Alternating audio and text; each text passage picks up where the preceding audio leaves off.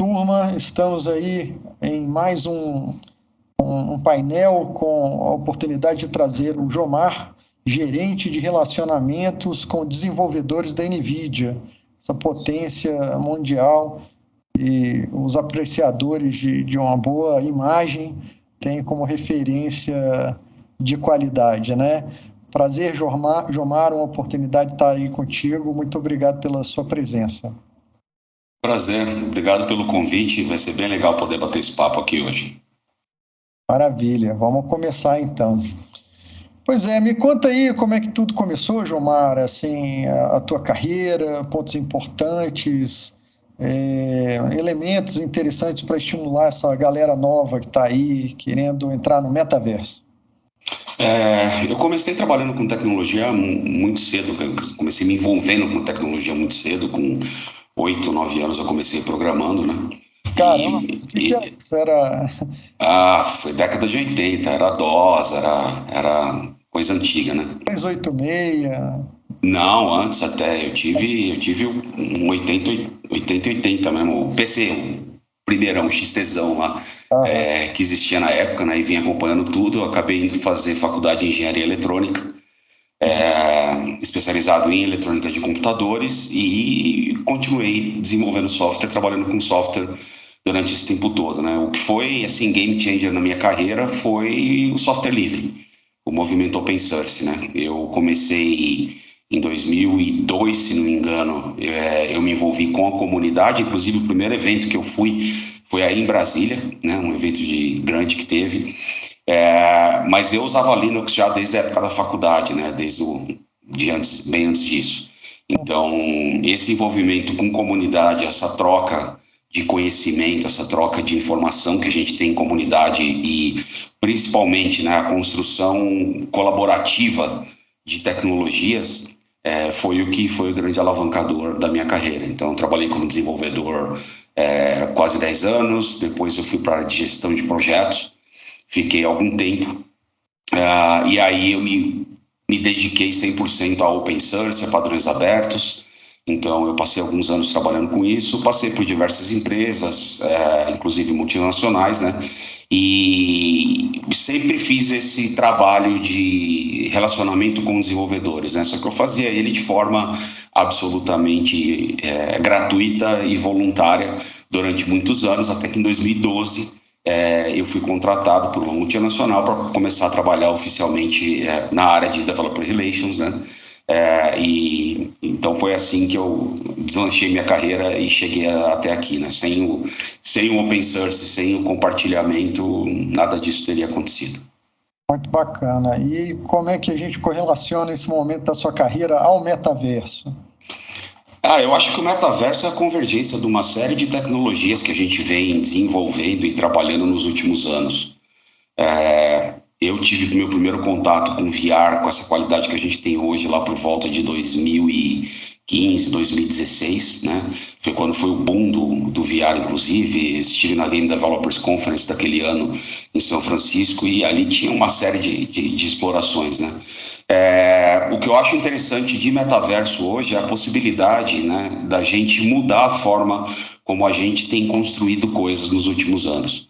Então, a forma de você construir um carro, construir uma casa, construir uma fábrica, vai ser diferente por conta dessas tecnologias.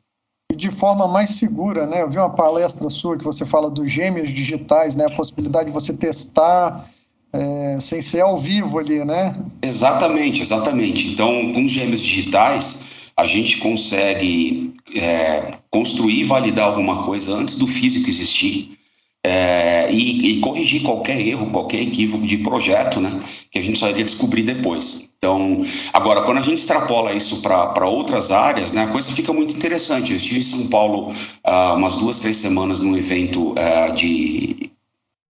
também tocava assuntos de metaverso, e vi o trabalho que o pessoal tem feito de uma montadora junto com o Senai Cimatec, lá de Salvador. Eu tive uma experiência em VR maluca. Eu configurei um carro para eu comprar todo, enviar. Eu pude olhar o carro por fora, roda, ver tudo direitinho. Depois disso, eu entrei dentro do carro, sentei no banco do motorista e eu comecei a configurar O acabamento interno do carro, a textura do banco, o volante, como é que ia ser o painel.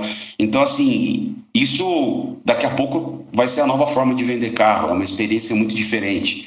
Eles também mostraram lá, estão desenvolvendo testes de usabilidade, utilizando essa tecnologia de realidade virtual. Isso é extremamente importante, porque eu conversei com a pessoa que é responsável por esse tipo de teste, né? Ele me disse que criar o teste de usabilidade para a indústria automobilística no mundo real é algo que toma muito tempo, custa muito, e muitas vezes quando você começa rodando o teste, você descobre que aquilo não foi montado da melhor forma possível, que algum problema na forma pela qual o teste foi montado vai interferir no resultado. E aí você tem que interromper o teste, voltar para a planilha, né, e para a mesa de projeto e começar a tentar corrigir essas coisas. Então, esses são ciclos que demoram, né? Levava 4, 5 meses para montar um cenário desse. Hoje, com VR, você consegue montar tudo isso dentro da realidade virtual, fazer o teste de usabilidade lá dentro, e se for necessário montar algo físico para expandir esse teste, ou para fazer outro tipo de validação, você já sabe exatamente o que construir, porque você já validou e sabe que aquilo funciona. Então, essas aplicações focadas em processos industriais de gêmeos digitais e essa possibilidade da gente mudar a forma de projetar e apresentar tudo que a gente faz, eu acho que isso é muito disruptivo. Eu sei que existe muito buzz e muita bagunça com o lado de diversão, de entretenimento do metaverso. É muito legal, né? Quem não tem Também óculos... é um mercado, né? Também é um mercado. Isso, quem não tem aí um Oculus Quest, eu recomendo que compre. Esses dias eu falei numa live, eu fiz uma live com 2 amigos para um evento que vai ter em Porto Alegre, o The Developers Conference, o TDC, e a gente fez em 3 amigos e junto com a Yara, que coordena o evento, né? Nós 3 estávamos dentro do Horizon Workrooms do Facebook. Então nós 3 estávamos dentro do metaverso e a Yara estava por vídeo normal, né? E foi um papo delicioso, a sensação muito engraçada, porque no final... Horizon lá. Isso, dava a impressão que eu estava sentado na sala com eles do meu lado, entendeu? Então foi muito legal, a gente acabou, o evento foi até tomar uma cerveja real no mundo virtual juntos, e foi uma imersão muito legal. E nesse dia eu falei, olha, o Oculus Quest hoje já está acessível, né? E teve gente que perguntou depois, pô, mas custa 4 mil, custa 3 mil e pouco, não é tão acessível assim, né? Em 2016, o primeiro sistema de VR que eu tive para usar e para testar e para mexer custou quase 50 mil reais. Sim. E isso a gente está falando... há 6 anos atrás, 6, 7 anos atrás. Hoje é o custo da realidade mista, né? Esses óculos que misturam real com virtual, né? Que projetam hologramas em espaços reais. Ainda é uma realidade cara, mas está cada vez baixando, né? O Oculus Quest Pro, eu tive a oportunidade de testar ele faz 2 semanas, num evento em Porto Alegre. É muito interessante, porque a imagem externa, ela é colorida e com um frame rate bem grande.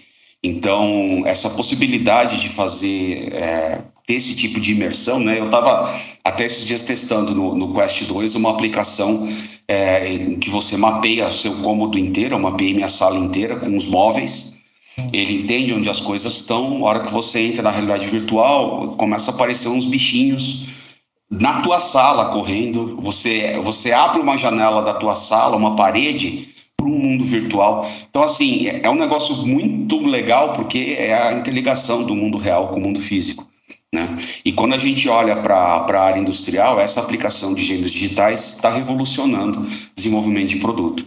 Hoje você consegue treinar um robô dentro do mundo virtual. A vantagem de você usar o mundo virtual para treinar esse robô é que você vai poder simular coisas ali que no mundo real ou ia sair muito caro ou ia ter um risco gigantesco. Então, imagina, um caso concreto, a BMW usa essa tecnologia para fazer treinamento dos robôs que fazem movimentação de carga dentro das fábricas deles, né?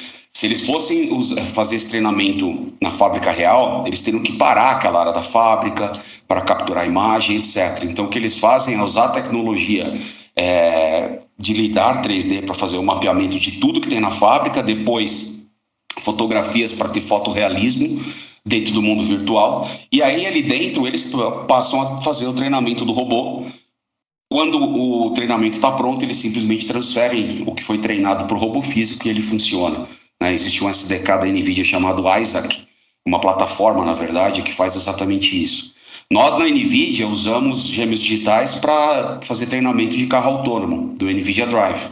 Porque no mundo real, eu não consigo jogar uma pessoa na frente do carro, eu não posso causar um acidente, enfim, causar um congestionamento. No mundo virtual, tudo isso é possível. Então, você consegue fazer diversas simulações com alto grau de realismo para fazer esse treinamento, e você consegue muito rapidamente treinar os robôs, porque quando a gente está falando de mundo virtual, a gente não tem mais o fator tempo, ele se torna capacidade de processamento.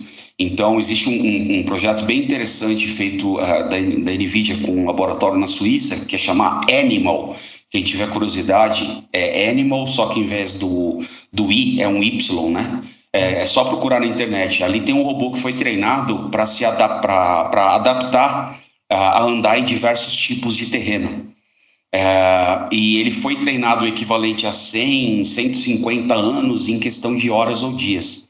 Então, essa que é a grande vantagem, né? E aqui na NVIDIA a gente está construindo um supercomputador para poder... É um projeto muito audacioso chamado Earth-2. Nós vamos criar um gêmeo digital do planeta Terra para permitir o estudo sobre o aquecimento global.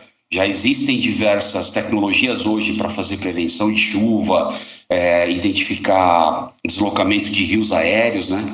E a gente vai criar esse supercomputador para que, junto com os cientistas, a gente possa explorar melhor. E isso que é legal, porque a gente não...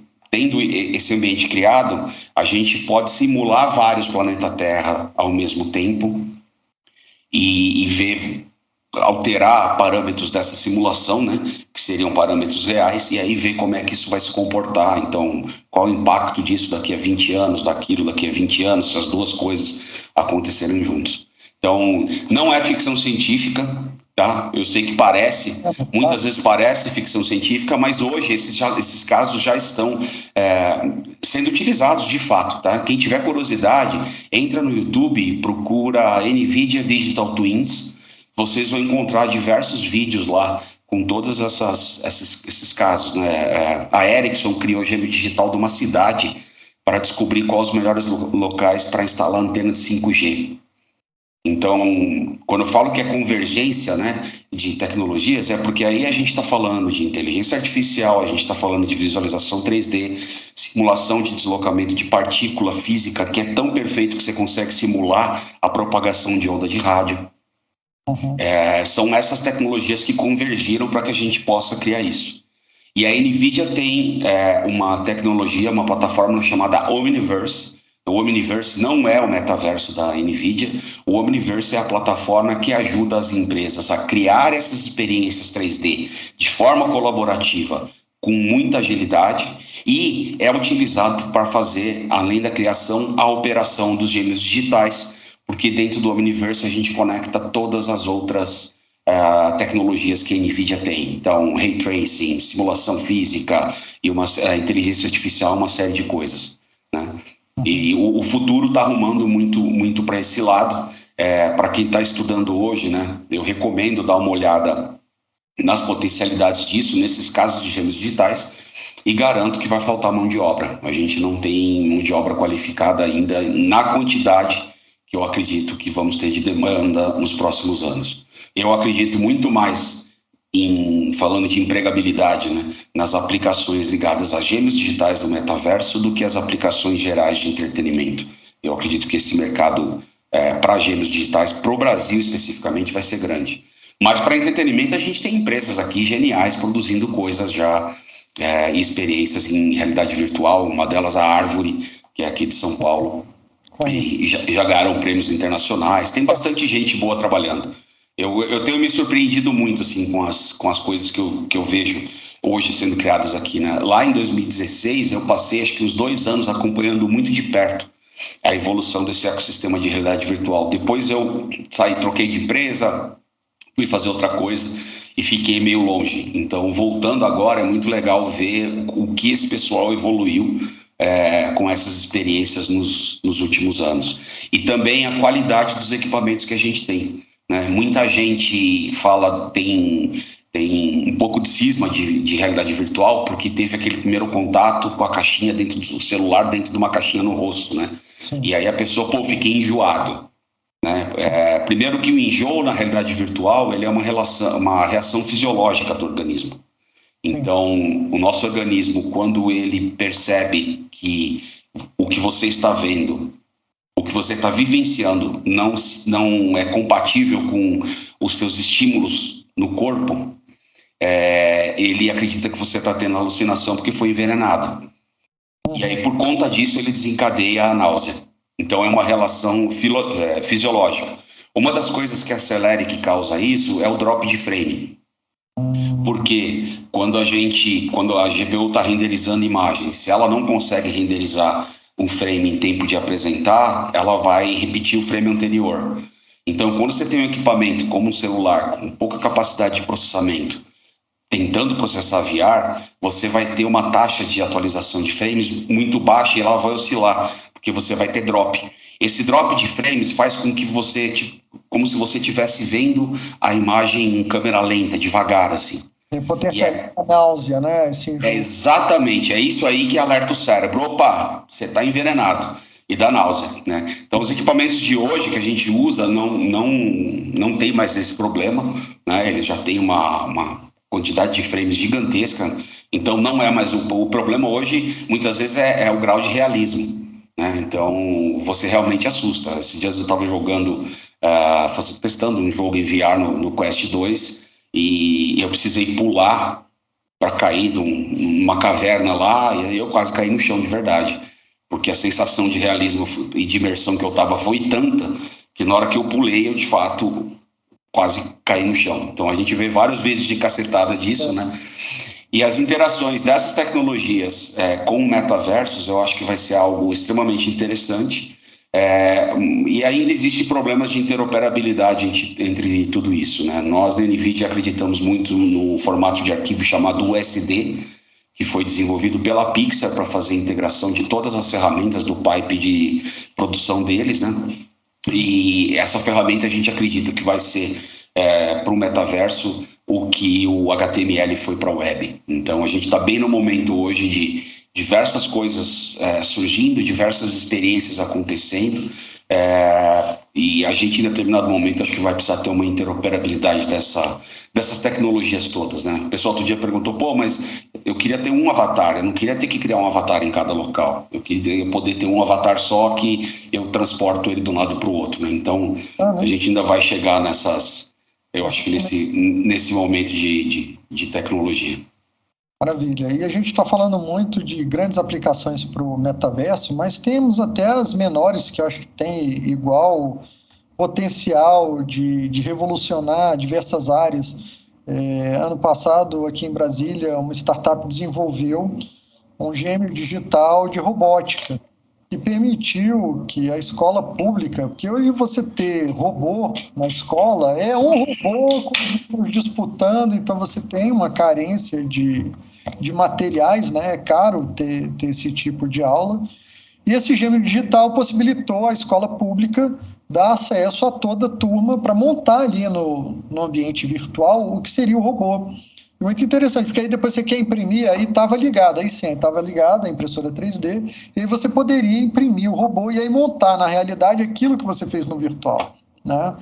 Então, assim, a gente pensar que o Brasil, que talvez por conta dessa limitação financeira das escolas, pudesse estar alijado do mundo da robótica, né, de poder utilizar o nosso potencial criativo desenvolvendo robôs, né?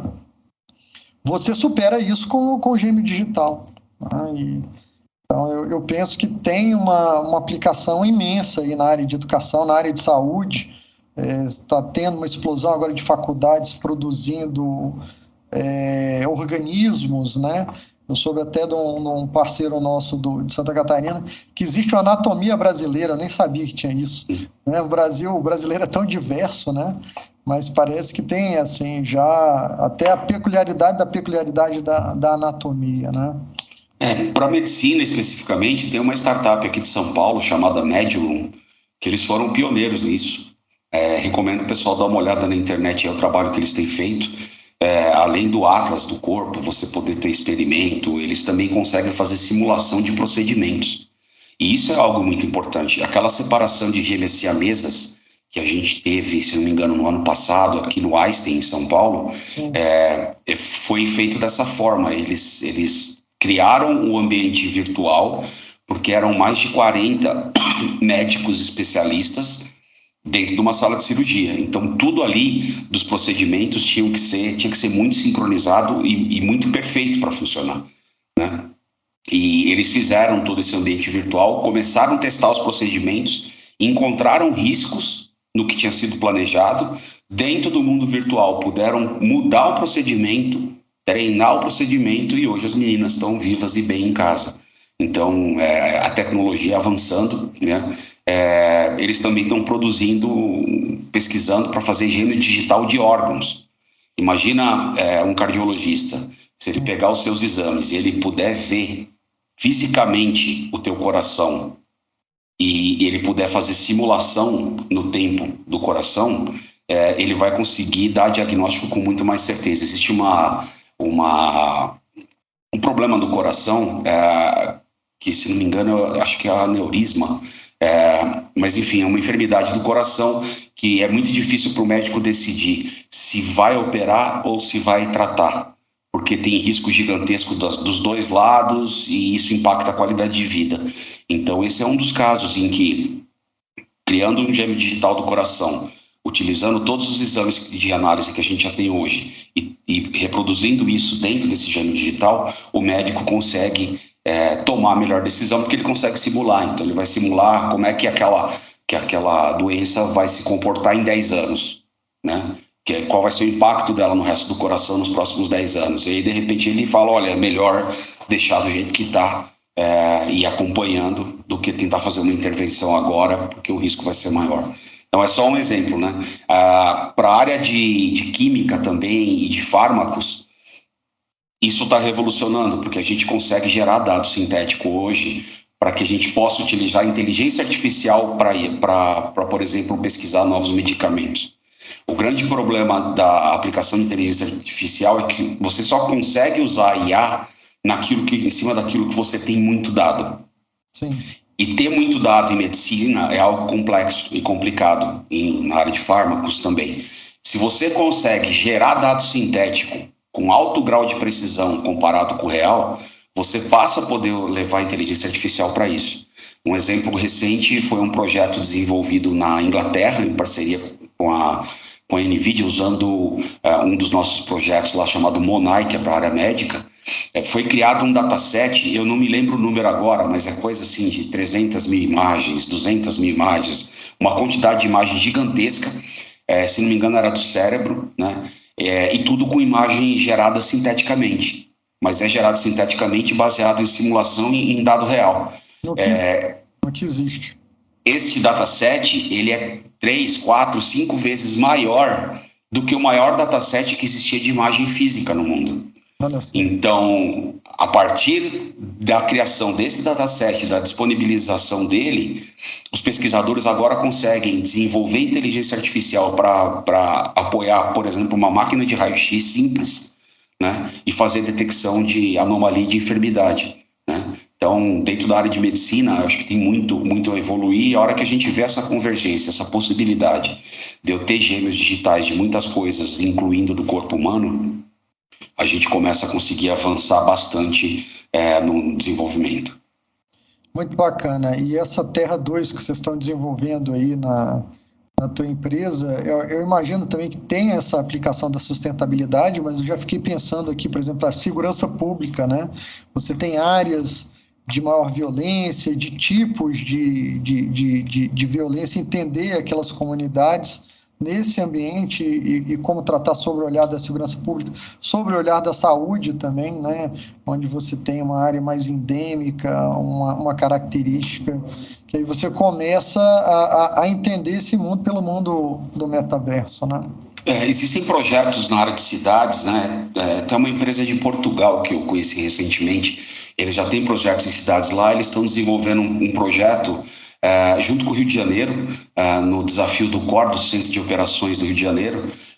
Eu fui até parte da banca que selecionou as empresas que iam participar, e eles querem criar um gêmeo digital da cidade do Rio. Uma das coisas que eles vão conseguir fazer é fazer a prevenção e simulação de enchente. Ou seja, se eu tenho o GM digital de uma cidade, eu vejo que na previsão daqui a 3 dias vai chover tanto em tal região, o fato de eu conseguir simular isso vai me dizer... Aquelas casas que todo ano morrem. Vai me dizer exatamente por onde que a enchente vai começar, onde ela vai afetar primeiro. Então, aí você consegue ter um aparato maior para estar preparado para isso, tirar as pessoas antes da água chegar, enfim, tomar qualquer outra providência, né? Então, para essa área de cidades inteligentes, né, eu acho que essas simulações são fundamentais. Pega o caso dos problemas de... Muito, né? Porque uma coisa é você pegar um relatório estatístico, algo extremamente frio, e outra coisa é você ter aquela imagem extremamente real, mostrando que naquele morro onde tem aquela casa existe uma fragilidade, né? Até para você sensibilizar a comunidade, sensibilizar o morador do que pode vir a acontecer a ele, né? Sim, então aplicações para controle de tráfego também são bem interessantes, usando essas tecnologias. Então, no fim das contas, foi até que eu conversei no papo que eu tive na sexta, né? Quando eu comecei trabalhando com a internet das coisas lá atrás, em determinado momento virou buzzword, tudo era IoT, o IoT ia mudar o mundo, etc e tal. Daí o pessoal hoje fala, pô, a IoT morreu. Não, a IoT não morreu. A IoT, ele tá onipresente, tá aqui no meu relógio. Sim. Tá? No meu relógio, ele está nas lâmpadas da minha casa, nas tomadas, ele está em lugares que a gente não consegue nem olhar direito.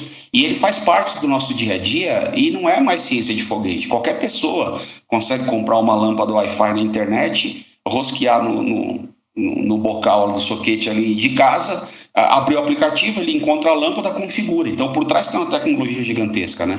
Eu acho que essas tecnologias ligadas ao metaverso, ao omniverso especificamente, elas são tecnologias que daqui a pouco estão acessíveis para qualquer pessoa. Você vai conseguir cada vez mais utilizar isso como uma ferramenta adicional da parte do seu dia a dia. Eu acho que é para esse lado que a gente está arrumando aí com desenvolvimento. E é legal porque aí a gente não está falando de uso de computação que é exclusivo de desenvolvedor, de programador. Uhum. Porque para criar isso você precisa de arquiteto, você precisa de designer, você precisa de especialistas em modelagem, você precisa de especialistas em movimentação, em animação. Então, pessoas que experimentem, né? Tem até agora o metaverso que você ganha por estar ali experimentando, vivenciando aquilo, né? Isso. E essas tecnologias todas para a produção desse tipo de conteúdo, elas têm esse grau de complexidade, que como são profissionais de áreas distintas, com backgrounds diferentes, eles usam ferramentas diferentes. Então, você conseguir integrar tudo isso num fluxo de desenvolvimento dessa experiência, em que as pessoas possam colaborar sem virar o caos, é fundamental. E é exatamente isso que o Omniverse traz para quem trabalha com produção desse tipo de conteúdo. Maravilha. E a questão da tecnologia do 5G, essa cada vez mais a aplicação do processamento em nuvem, isso também tem ajudado muito todos esses processos, né? Sim, ajuda. Em breve a gente vai poder ter experiências com realidade virtual, realidade aumentada, baseada em nuvem. Tá? Então, em tese, o supercomputador que está processando e gerando as imagens, ele não está mais na sua mesa ou dentro do seu óculos, ele está remoto. Então, a gente tendo uma largura de banda maior e capacidade de processamento em data center, a gente vai começar a conseguir fazer coisas interessantes.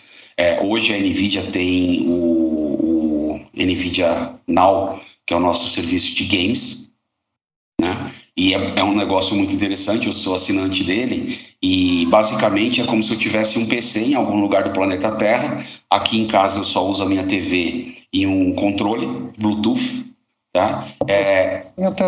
Eu compro o jogo em qualquer plataforma de venda de jogo aí, Steam, por aí vai.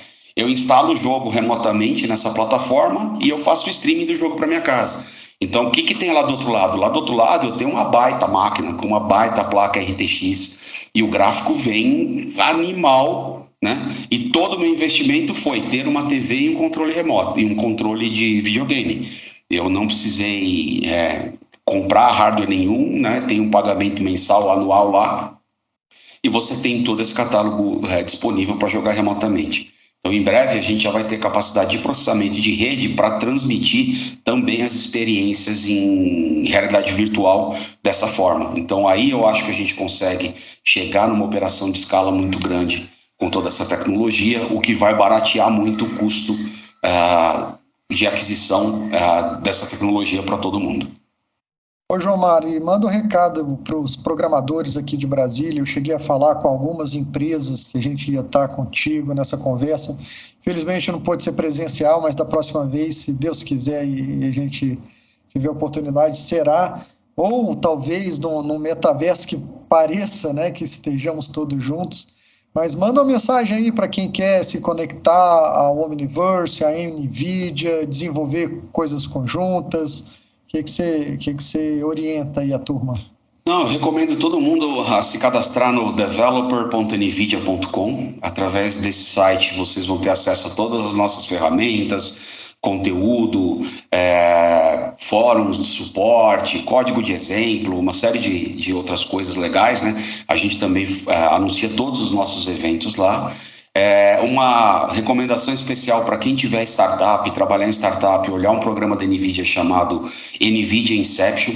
Nós já temos mais de 440 startups na América Latina, a grande maioria disso, se não me engano, 230, 240 estão no Brasil. E esse é um programa em que a gente ajuda as startups e os desenvolvedores a fazer o melhor uso possível dessas tecnologias, principalmente para a inteligência artificial, ciência de dados, visão computacional, né? Tudo isso que está envolto dentro do ecossistema do próprio Omniverse. Então, a melhor forma de acessar tudo isso e poder começar a estudar e usar é através do portal de developer e dar uma olhada no programa de Inception também. E, além disso, a NVIDIA tem o Deep Learning Institute, que é uma escola online que capacita profissionais em todas as tecnologias que eu falei. Alguns treinamentos são gratuitos, outros são pagos, mas os que são pagos não é nada fora da nossa realidade também para participar. E dentro dessa universidade nós temos embaixadores, né, que são professores e pesquisadores que se certificam gratuitamente nas tecnologias da NVIDIA e passam a ministrar workshops para a comunidade acadêmica, né? Para você ter uma ideia, só esse ano nós já treinamos, capacitamos mais de 2.700 pessoas na América Latina, só aqui com essas tecnologias. Então vale a pena dar uma olhada em tudo isso, e gosto de lembrar, né, todo mundo, porque quem já nasceu nesse mundo de internet, de conhecimento aberto, de software livre, né, não tem ideia do que era quando eu estava na faculdade. Um livro de uma tecnologia nova levava 6 meses para chegar no Brasil. E a gente não tinha o mesmo grau de acesso à tecnologia que quem estava nos Estados Unidos, na Alemanha, na Europa em geral, no Japão tinha. Então, assim, o nosso desenvolvimento aqui era literalmente feito com a migalha que caía da mesa dos outros. Então, a gente, apesar de ter um potencial muito grande, não conseguia acompanhar por conta disso. O software livre, o open source, acabou com essa barreira, né? Então, grande parte do que a NVIDIA faz hoje de software é de código aberto. O que não é código aberto é gratuito para utilização, então qualquer um pode pegar e utilizar. E o conhecimento hoje é distribuído, está na internet, está no YouTube, está em vídeo, está em canal, está em blog, está em código de exemplo no GitHub, milhões de linhas de código de exemplo de todas as tecnologias possíveis. Então, hoje, nós aqui do Brasil temos condições de inovar como qualquer outra pessoa em qualquer outro país do mundo. E esse é o trabalho que eu faço com a NVIDIA na América Latina, ajudar os desenvolvedores a entender essas tecnologias, se apropriar e começar a usar. Inteligência artificial não é mais ciência de foguete, aceleração de GPU não é mais ciência de foguete. Há anos atrás tinha que saber programar em C, conhecer CUDA, processamento paralelo distribuído.